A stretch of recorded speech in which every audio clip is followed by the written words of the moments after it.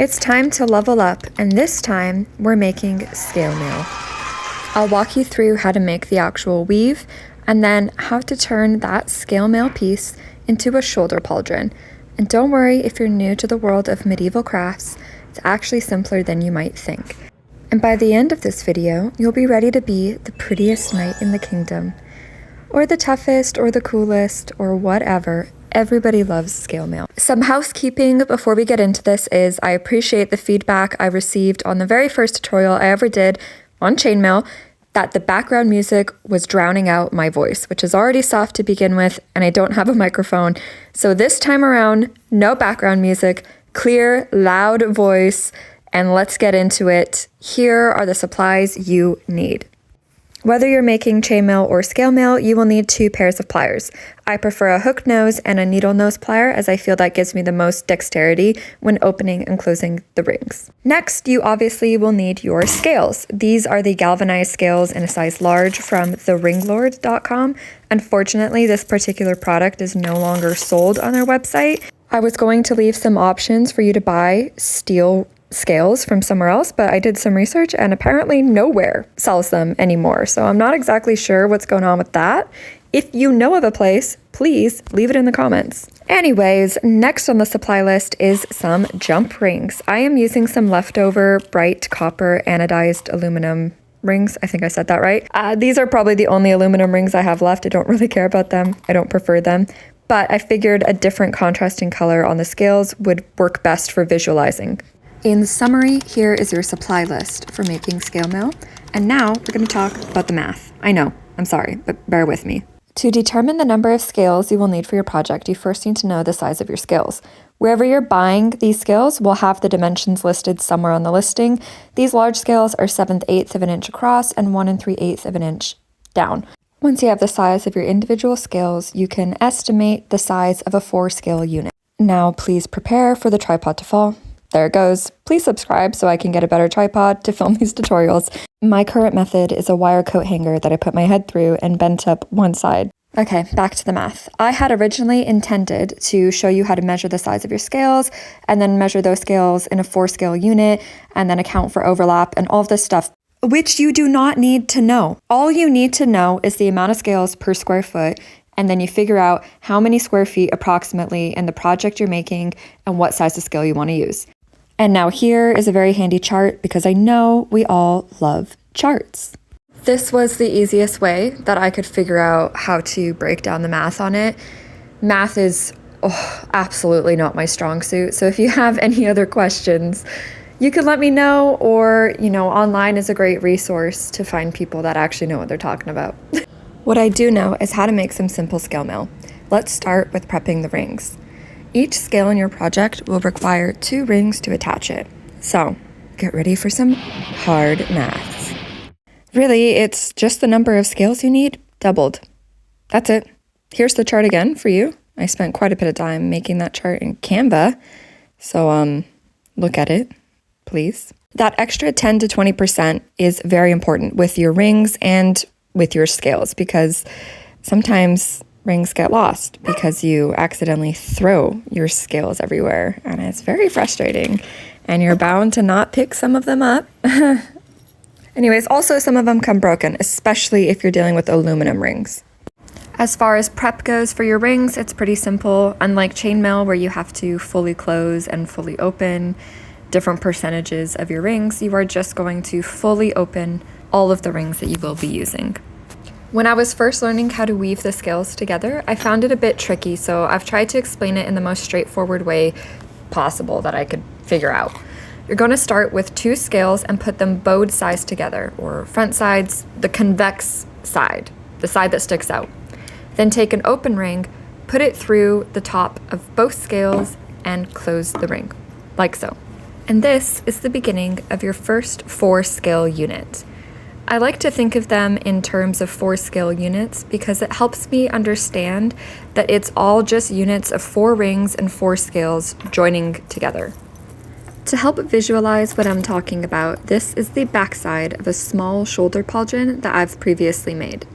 At first, it can seem like a mess of metal, but if you look, you can see all of the interlocking 4-in-1 units, like that top one right there, And then right beside it, you have another 4-in-1 where the second ring on this unit is the third ring from the first. And on the run right beside it, the second ring on the previous is the first on the next, and so on and so forth.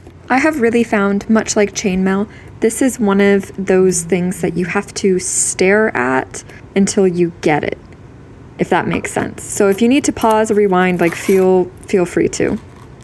Now, to join the scales, you will always feed the ring in from under the scale. This is a bit tricky to film without my fingers being in the way, so apologies for that. But essentially, you will always be putting the ring down through the hole and bringing it up into the joining scales hole. And then, of course, closing that ring, which again is something that's kind of tricky to film for me. But feeding the rings in the correct direction is what will allow them to lay neatly beside each other like that. And don't worry if you're a bit confused by how I had said that. I'm going to show it to you many, many times in this video, so hopefully by seeing it enough times, it will make sense. Now that you have attached your third scale to your initial first two, we will add the fourth to make our first 4-scale unit. This fourth scale is going to be centered in between the first and the third scale like that. The 2 rings we will use on either side of this fourth scale to attach it to the unit will make up the bottom 2 rings of our first 4-ring unit in the center. Now this is attaching that fourth scale to the unit. You see how the ring goes from the back or the bottom, under and up, and then also on that fourth scale from the back or the bottom, under and up. And then you close the ring. Bear with me while I struggle to close this ring. Something about filming closing the rings just messes with my brain. Anyways, this will be the third of the 4 rings in this little unit that is now connecting this fourth scale to the scale unit. It's a bit of a tongue twister. And now I'm adding the fourth of 4 rings, and see how I go from underneath and up, under and up, down and up. I don't really know the exact right words to use for this, and I'm doing it off camera, which is so, there we go. Much better, Danica. I don't know the right words to use for it, but I hope that you're able to kind of see what's going on here. I did try to use a different color ring from the color of the scales to hopefully have it make a little bit more sense. I don't know if that helped or not. When it comes to learning this type of stuff, my brain works best when I can see a visual difference. So different colors, contrasting colors is really helpful for me with that. That's why I used contrasting colors in my chainmail tutorial as well. Now we're going to add onto our 4-in-1 unit with our third row. I just laid it out there showing it's an additional 2 scales. And again, we're going from under and up, or down and up, from the back to the front, you know, whatever words make the most sense in your brain. And again, I'm struggling. And sometimes you just need to struggle and take a break, reset, come back at it. With chainmail and scale mail, this is very tedious, fiddly type of stuff. And sometimes it's better to use your pliers. Some people are more dexterous with their pliers. I am not. I'm more dexterous with my hands, and even then, I struggle, as you can see. I don't know how else to use my words to explain this, so I'm going to allow you now to watch me continue to build this pattern where you're basically filling in the gaps and overlapping these scales, one on each side as you go down, and also you're going to enjoy my struggles as well. Enjoy!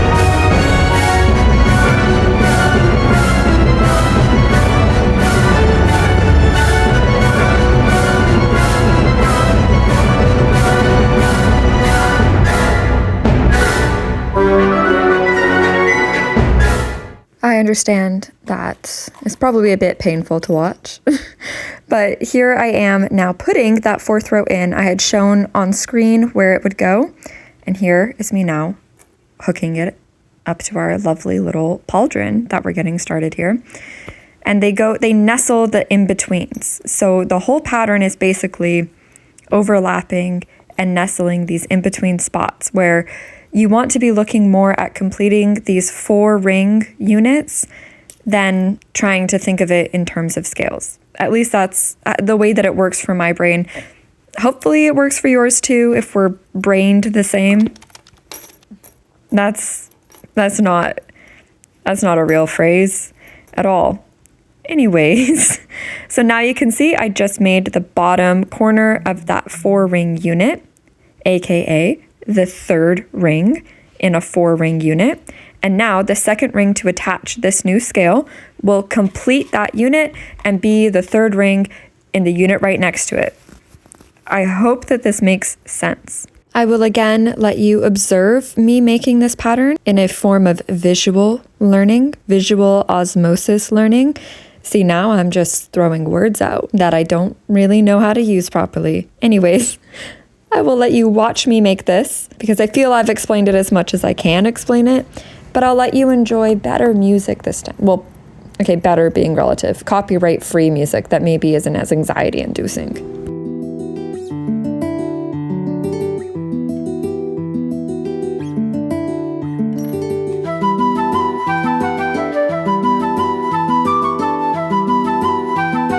I am now interrupting your royalty-free fairy fantasy flute music to let you know I was talking with my friend who is a genius and an artist when it comes to this stuff. This is their information. Makes amazing pieces like these.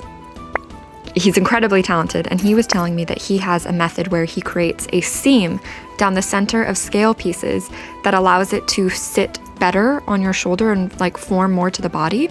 If that would interest you, I am fairly positive, in fact I know, that I could convince them to give me some instruction on that, and I can provide you a video that is more of a collaborative effort to provide instruction on how to do that seam. So leave a comment if that's something you would like to learn how to do.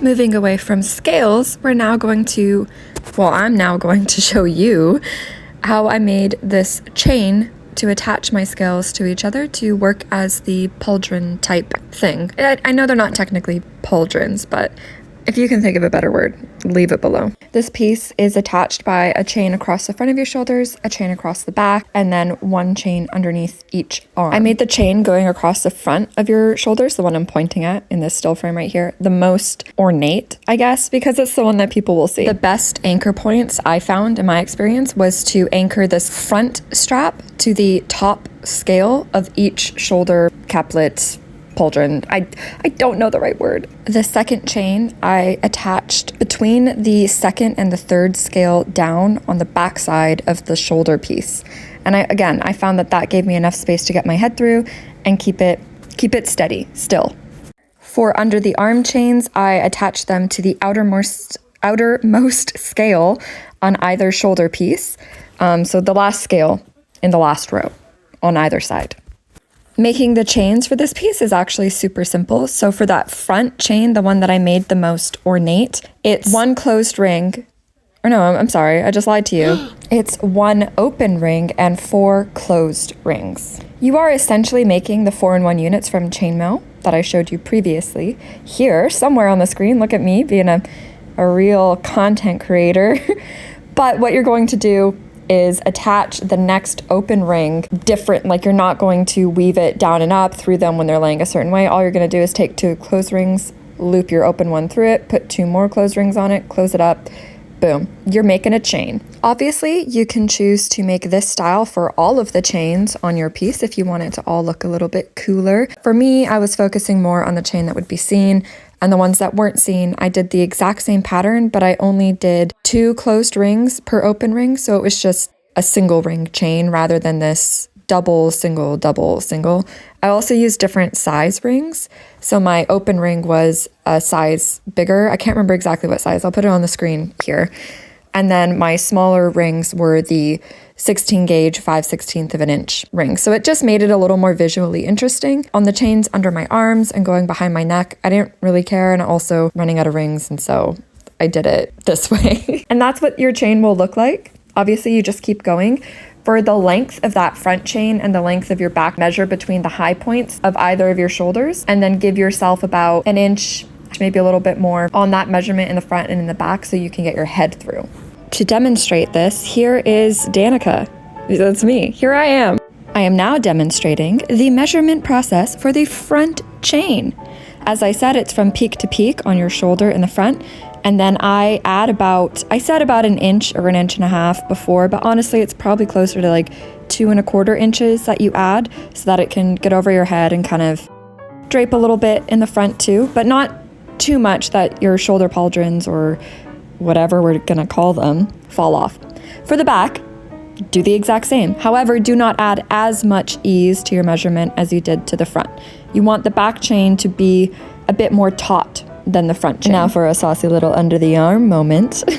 You're going to want to measure from the peak of your shoulder to the peak of your shoulder.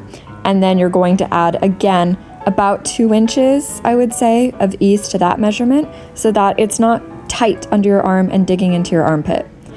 No one wants to live their life like that, especially if you're going to wear this to a Renaissance fair.